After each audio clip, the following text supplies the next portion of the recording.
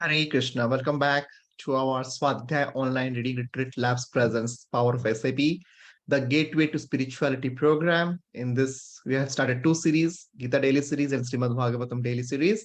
And Gita Daily Series is actually scheduled and it is every day 8:30 p.m. Indian Standard Timing. It has been scheduled. And morning program of the same thing, like we have Srimad Bhagavatam also in the morning. It is scheduled. So now let's see what we have covered so far. So in the last sessions, we have covered chapter number 16, verse number 15. Today we are going to read verse number 16. So 16.16, are possibilities paralyzing us? So this is for theme of the today, and I'm reading it from today Bhagavad Gita as it is. So let's read it that way. And if you do not have a hard copy, you can always take a hard copy like this. Srimad Bhagavad Gita as it is from your nearest ISKCON center, or you can get it from the online different e-commerce site as well. Okay. So today's topic is, are possibilities paralyzing us? Right. So this is for today's topic. And let's read it from Bhagavad Gita as it is first, 16.16. Translation. Thus perplexed by various anxieties and bound by a network of illusions, they become too strongly attached to sense enjoyment and fall down into hell. Purport. The demoniac man knows no limit to his desire to acquire money that is unlimited. He thinks only of how much assessment he has just now and schemes to engage that stock of wealth further and further. For that reason, he doesn't hesitate to act in any sinful way and so deals with in the black market for illegal gratification. He is enamored by the positions he has already, such as land, family, house, and bank balance, and he is always planning to improve them. He believes in his own strength, and he doesn't know that whatever he is gaining due to his past good deeds, he is given an opportunity to accumulate such things, but he has no conception of past causes. He simply thinks that all his mass of wealth is due to his own endeavor. A demoniac person believes in the strength of his personal work, not in the law of karma. According to the law of karma, a man takes his birth in a high family or becomes rich or very well educated or very beautiful because of good work in the past. The demoniac think that all these things are accidental and due to the strength of one's personal ability. They do not sense any arrangement behind all varieties of people, beauty, and education. Anyone who comes into competition with such a demoniac man is his enemy. There are many demoniac people and each enemy to the others. This enmity becomes more and more deep between persons, then between families, then between societies, and at last between nations. Therefore, there is a constant strife, war, and enmity all over the world. Each demoniac person thinks that he can live at the sacrifice of all others. Generally, a demoniac person thinks of himself as a supreme god, and a demoniac preacher tells his followers, why are you seeking God elsewhere? You are all yourself God. Whatever you like, you can do. Don't believe in God. Throw away God. God is dead. These are the demoniac's preachings. Although the demoniac person sees others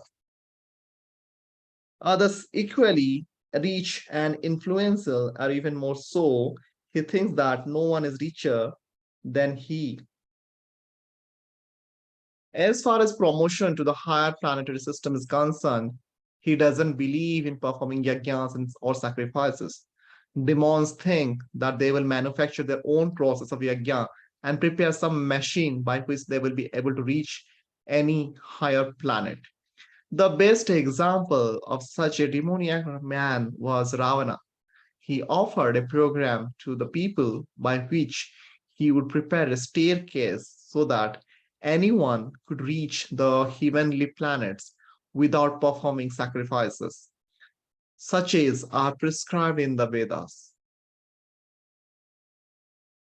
Similarly, in the present age, such demoniac men are striving to reach the higher planetary systems by mechanical arrangements. These are examples of bewilderment. The result is that without their knowledge, they are gliding toward hell. Here, the Sanskrit word mohojala is very significant. Jala, mohojala, jala means net, like fish caught in a net. They have no way to come out. Okay. So now let's read it from Gita for Daily Enrichment series. It says, going to the next verse, 16.16, are possibilities paralyzing us? Our culture offers us so many possibilities for life's trivialities that choosing among them often swallows much of our energy and emotion. For example, TV offers so many channels that just surfing channels to find the best often becomes a fuzzy issue.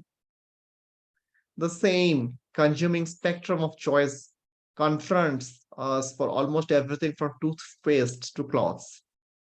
Despite this fuss over possibilities, even the best possibility usually turns out to be anticlimactic, right? So this is the meaning, disappointing. The possibilities allure far more than they deliver. That's why channel surfing is often more interesting than channel watching.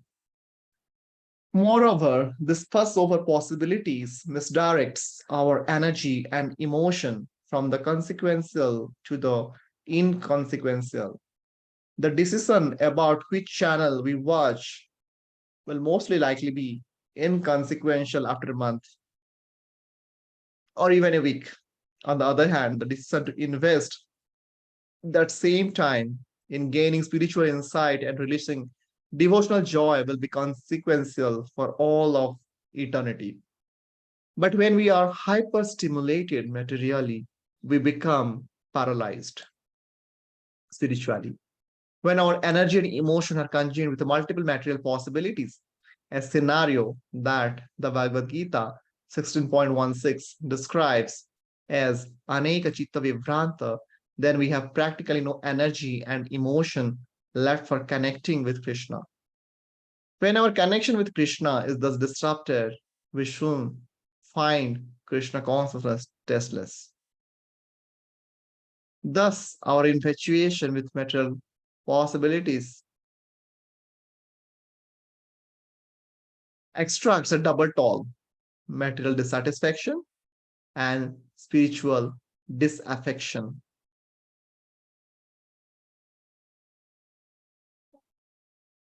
Right? Sober contemplation on this dual laws will help us realize that material possibilities are not worth so much of a time and thought. This will inspire us to muster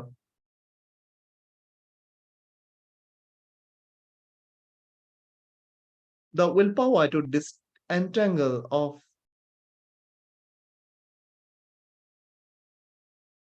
emotion from material infatuation. When we invest our thus freed energy and emotion in enhancing our Krishna consciousness, then we will experience this reality, the fulfillment that always remains just a possibility in material life. Reading the translation once again, thus perplexed by various anxieties and bound by network illusions, they become too strongly attached to sense enjoyment and fall down into hell. Right? So now I think we've completed this 16.16. Yes. So let's mark it green. 16 minutes is done. Now we'll mark as a green. At the same time, we'll be also marking those words of the today.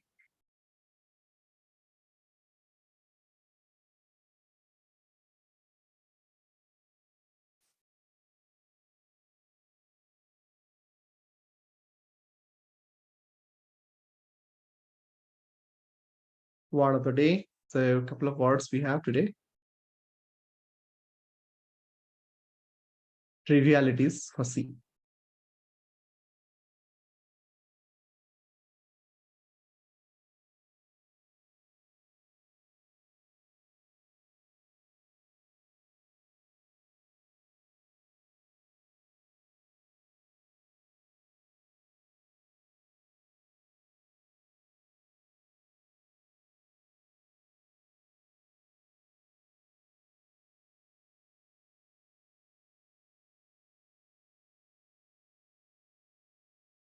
Triviality is there. That is fine.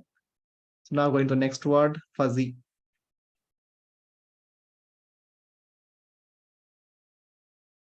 Done. Okay, so now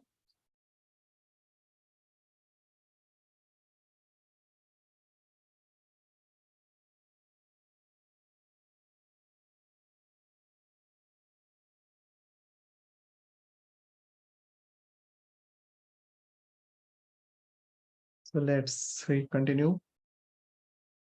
This is all we have done today. Our possibilities paralyzing us. So in the next session, we'll be reading through 16.17, which is all block, no stop. That's enough. Yeah, let's see.